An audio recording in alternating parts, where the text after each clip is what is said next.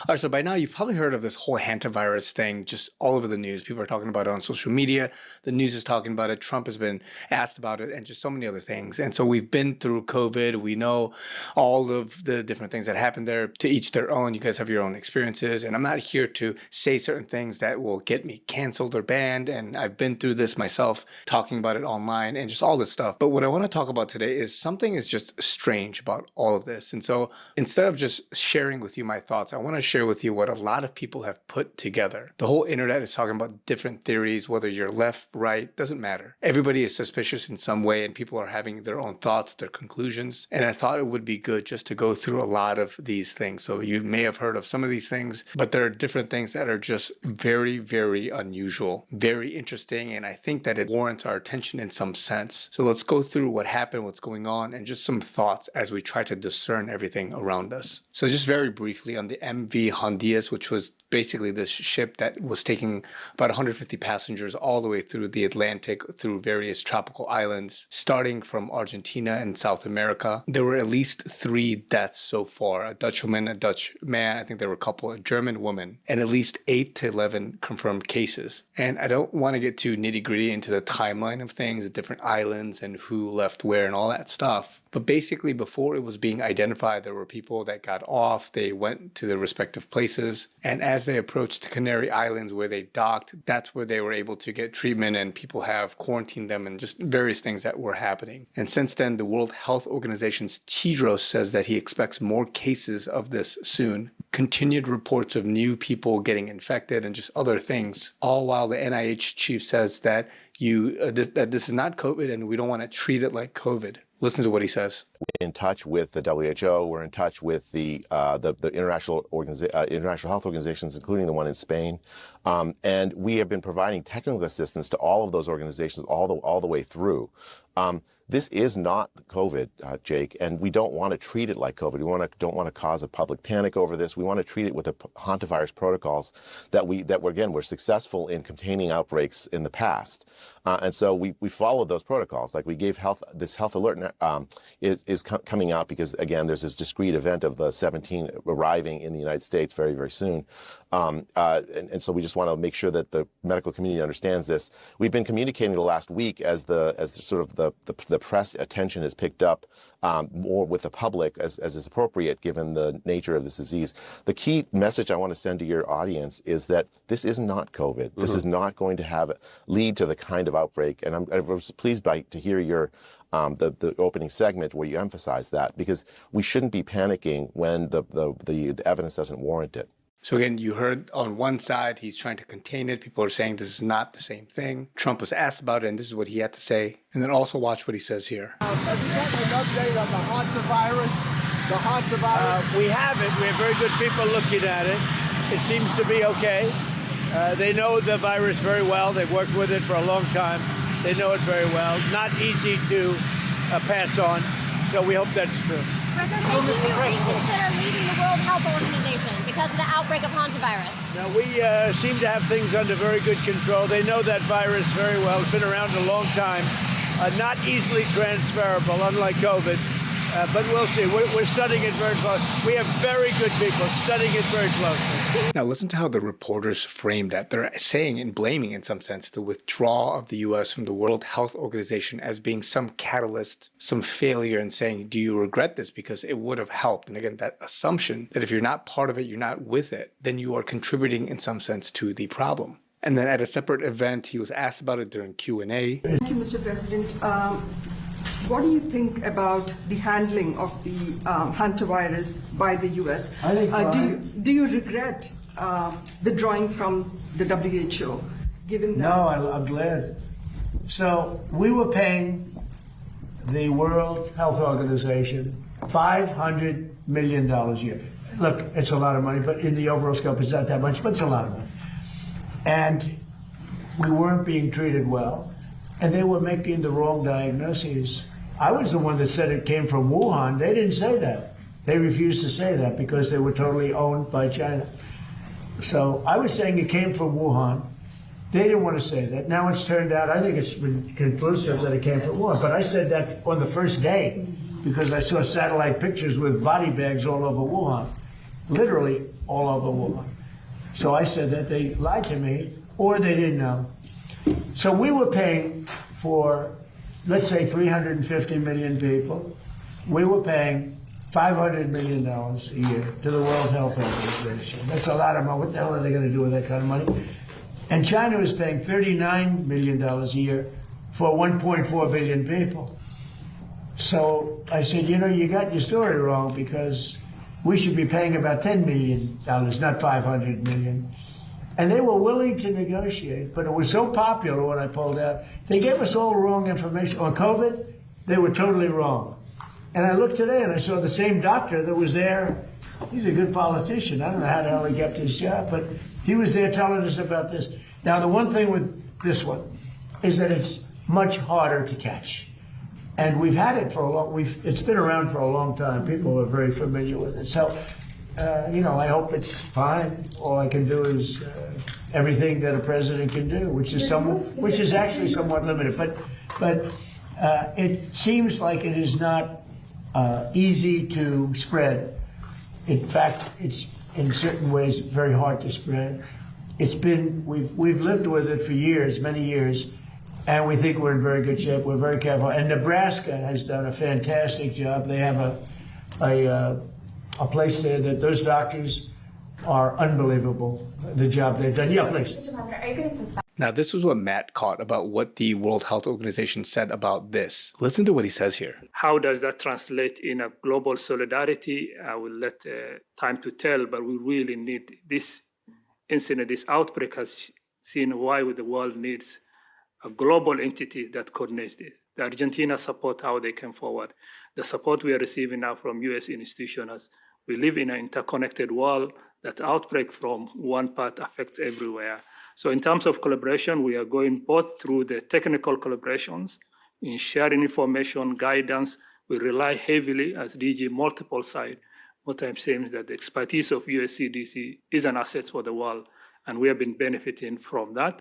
But now listen to what he says here. He said that we really need this incident, this outbreak, to show or allow the world to see that they really need a global entity, meaning WHO, to connect all of this or to work on it top down. Now, where have we seen all that during COVID? Setting the standards, setting the rules, and allowing all the countries to want to listen to them. And Matt here says, read that again slowly. He didn't say we need to stop this outbreak. He didn't say we need transparency, but rather he said that he needed this incident itself to justify expanding global authority. And what's interesting is that there's been articles saying this next pandemic, would that be the Hantavirus? This is from a 2021 Gavi article specifying how this could be the next pandemic. And that's interesting because this went viral where somebody from 2022 posted this, 2023, Corona ended, and the 2026 Hantavirus. Now, you could say that this was some fed, it could be somebody that knows behind the scenes, or it could be somebody that did a good job predicting what is going to happen in the future. And there's been a lot of viral activity on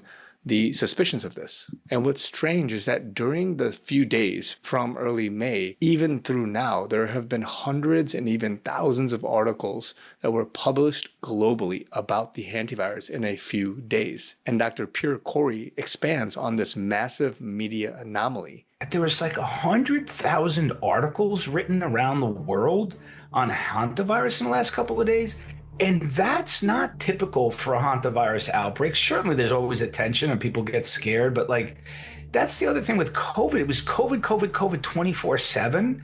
And then when you said in your intro about how it seems to be driven by influencers, I'm sorry if I'm getting too like, I don't know. I actually never want to use the word tin hat because I'm not a tin hat, but these patterns are anomalous. Why with just this little outbreak of a few cases, suddenly like it's consuming the world's media cycle? And what's interesting about this Andes strain, which is a very rare form of the hantavirus, is that it is confirmed to be human to human, whereas the other strains are from rodents to humans. And even in this case, this is from officially cited sources where globally, from all strains, there are 10,000 to 100,000 cases according to the WHO. But then in the Americas, there are 150 to 300 cases. And then in Argentina, the Andes strain hub is about 100 cases annually. And then in the US, for that specific strain, about 15 to 50. Again, these are estimates, but this is not something that just came out of nowhere, meaning that there was no documented evidence or cases before this. This is well known. But why is it that the attention is on right now? Because last year there were people that got this. And if you go on TikTok or social media where people are talking about it at the grassroots level, they were pointing out with each other as normies or regular human to human interactions, saying that this particular person, who was one of the first to document and vlog it from the cruise ship itself, making a whole statement where he was crying and saying that, oh, we're just human, and this coverage of all this, they're making it seem a certain way, but we're just human, help us, was also the same person who really pushed promoting COVID boosters. He was one of those that really pushed vaccination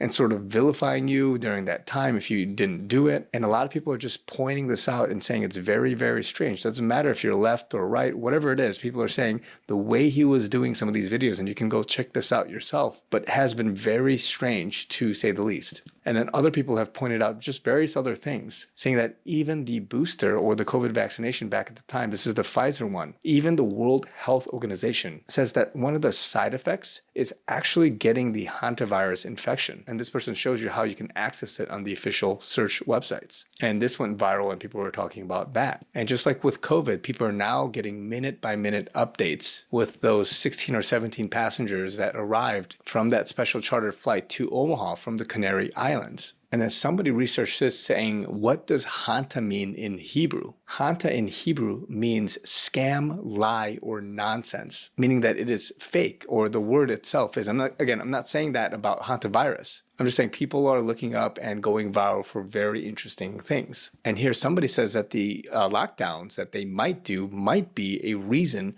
to prevent riots over fuel and fuel costs that are going to explode in the next few months. And then this person says that the WHO is promoting the narrative of a very long incubation period of 3 to 6 weeks for this hantavirus. And if they attempt to make it the next scandemic, a long incubation period would give them the perfect excuse to lock people down. Please don't fall for it, is what he says. And then people just video recording just the PPE procedures and the quarantine procedures. These two passengers being exposed to the hantavirus have arrived in Atlanta and being monitored at Emory University.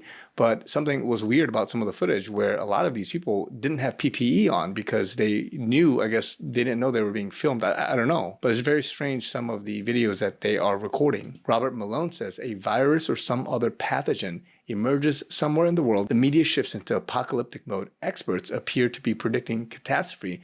Computer models project millions dead if the right circumstances coalesce. Politicians declare emergencies. Pharmaceutical companies announce new products. Social media turns into a digital panic attack. And ordinary people who just want to buy eggs and walk the dog suddenly feel like civilization is one cough away from collapse. Wash, rinse, repeat. This is how psychological bioterrorism works. The pathogen itself matters less than the emotional payload attached to it. And here Dr.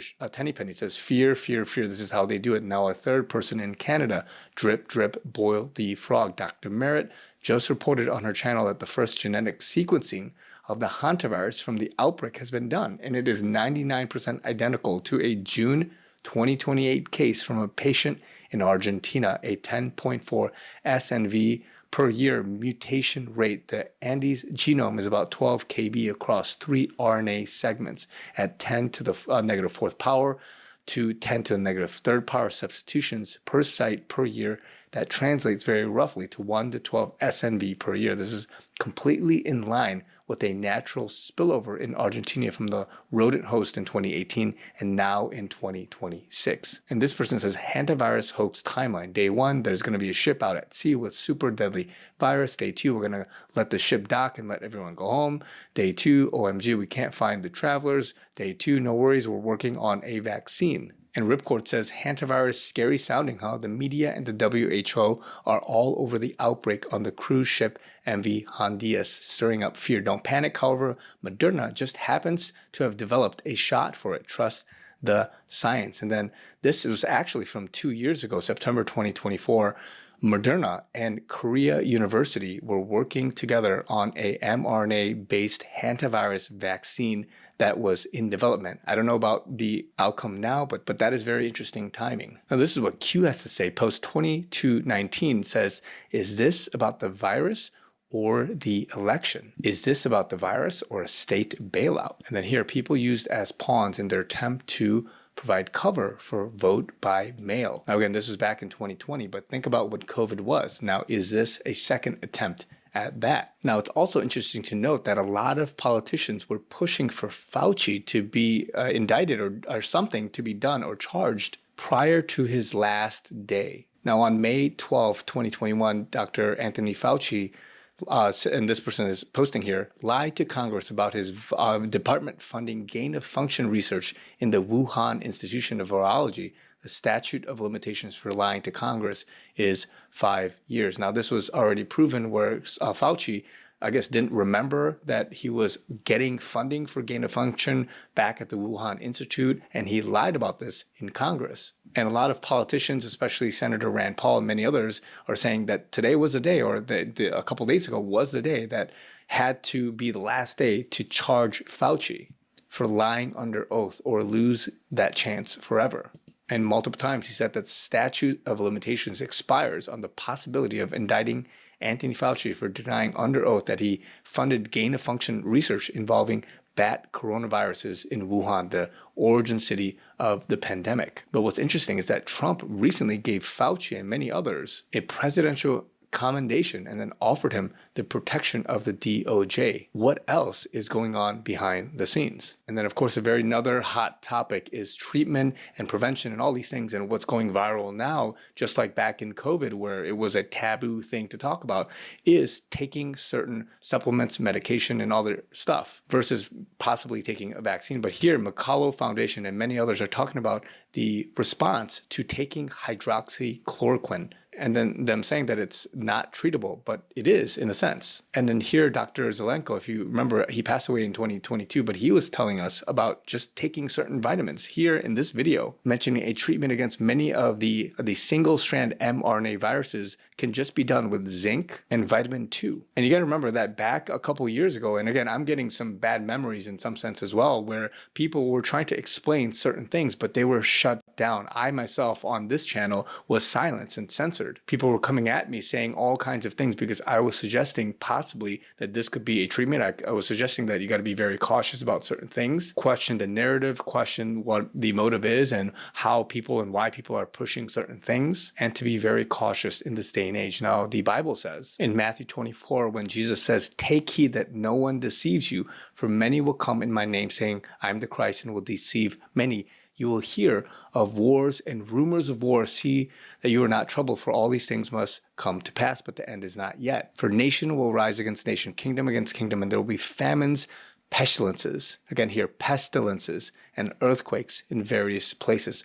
All these are the beginning of sorrows." So to many of us that are just freaking out again and just having a repeat of what COVID-19 was, again, take a chill pill, just settle down, trust in the Lord, allow God to take care of it. But at the same time, don't fall into the fear-mongering. Don't fall into the propaganda. Don't fall into, doing certain things. And again, I'm not saying this is not real. I'm not saying that a lot of this is conspiracy. What I'm questioning is some of the motives of what is being pushed at this particular time, how the spirit over certain principalities, over certain domains, all of this existing to make sure that you are turned away from the Lord. So again, a lot of things going on here, but I believe that there may be some distraction to all of this. There may be a convenient, quote unquote, timing for all of this. Trump, the experts, many others are warning us and trying to allow us to settle down, but at the same time, not give, quote unquote, false or misleading information. I remember Trump doing all the press conferences back when COVID started, and he is in some sense careful as things are progressing. But I think all in all, it's not COVID. It's not going to go anywhere, but people are going to try to push it. I'm not saying we shouldn't be careful, but at the same time, again, this happened before, but this particular instance and sequence of events is being pushed